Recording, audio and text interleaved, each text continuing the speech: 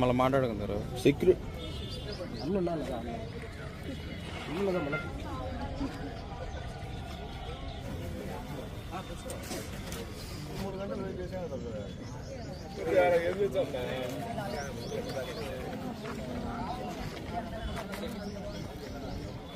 మాట్లాడవలసిందిగా జిల్లా ప్రభుత్వ ఆసుపత్రి చైర్మన్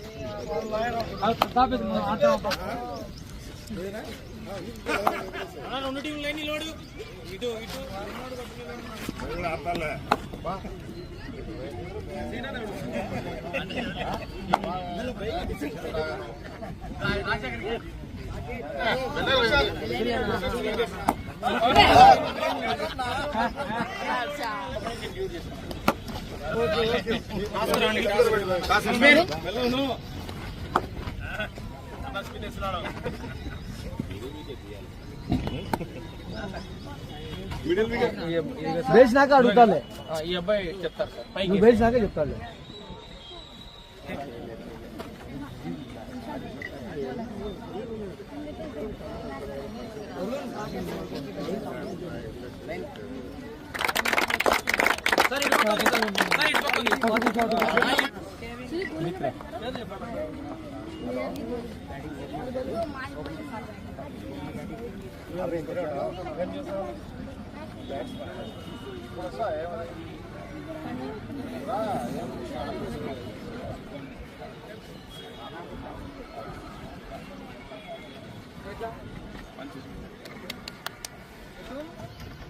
సంక్రాంతి శుభాకాంక్షలు తెలియజేస్తూ ఈ ప్రోగ్రాంను కండక్ట్ చేస్తున్న స్పోర్ట్స్గా ఈరోజు ఉన్నటువంటి ఈ తరుణంలో ఇటువంటి పిల్లలను ఎంకరేజ్ చేస్తూ ఇటువంటి స్పోర్ట్స్ కండక్ట్ చేస్తున్న రసూల్ అండ్ కో వారికి నా యొక్క శుభాకాంక్షలు తెలియజేస్తూ మరి ఇక రాబోయే కాలంలో ఇంకా మంచి మంచి ప్రోగ్రామ్స్ జరుపుతూ ఈ క్రికెట్ అనేది బాగా చేస్తూ ప్రతి ఒక్కరిని చేయుతనిస్తూ చేయవలసిందిగా కోరుకుంటూ ఈ సభకు ధన్యవాదాలు తెలియజేస్తాను.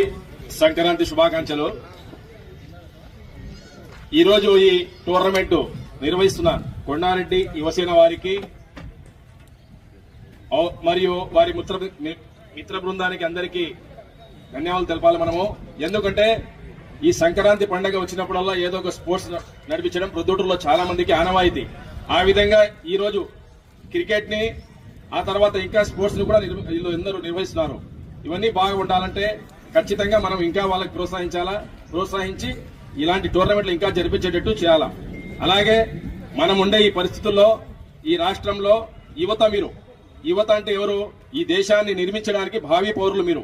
ఖచ్చితంగా మీరు మీ యొక్క విధిని మీ యొక్క తల్లిదండ్రులు ఏ ఆశయాలతో మిమ్మల్ని పంపిస్తున్నారో స్కూళ్ళకు గానీ కాలేజీలకు గానీ ఎక్కడైనా గానీ మీరు చదువుకొని మంచి విద్యార్థులు మంచి పౌరులుగా నిలబడాలంటే ఖచ్చితంగా మనమందరం కష్టపడి చదవాలా.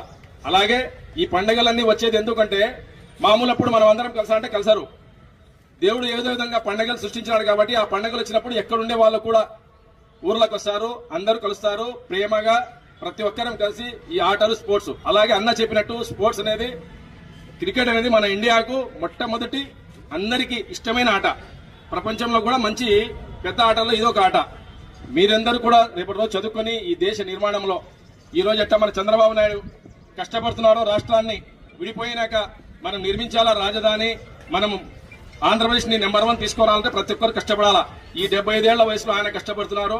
మనం కూడా తోడ్పాటుగా చదువుకొని మంచి విద్య మంచి విజ్ఞానము పెంపొందించుకొని ఈ రాష్ట్ర అభివృద్ధిలో అందరికీ చంద్రబాబు నాయుడుతో పాటు మనం తోడ్పాటుగా ఉండాలని కోరుకుంటూ, అలాగే ఇలాంటి టోర్నమెంట్లు ఇంకా నిర్వహించాలని ఈ యొక్క కొండారెడ్డి యువసేన వారికి మరొకసారి ధన్యవాదాలు తెలుపుకుంటూ సెలవు. కొండారెడ్డి యువసేన వాళ్ళ మిత్రబృందము ఈ మైదానంలో క్రికెట్ అయితేనేమి, బాస్కెట్బాల్ అయితేనేమి, మిగిలిన పోటీలన్నీ కూడా ఇక్కడ నిర్వహించడం చాలా ఆనందదాయకము.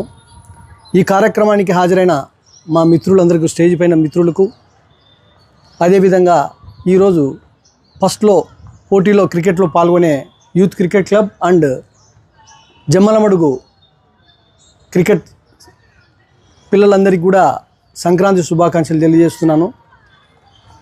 మామూలుగా సంక్రాంతి అంటే మన సైడ్ కన్నా కోస్తాలో ఎక్కువ అన్ని పోటీలు జరుపుతుంటారు, బాగా ఆనందంగా జరుపుతుంటారు.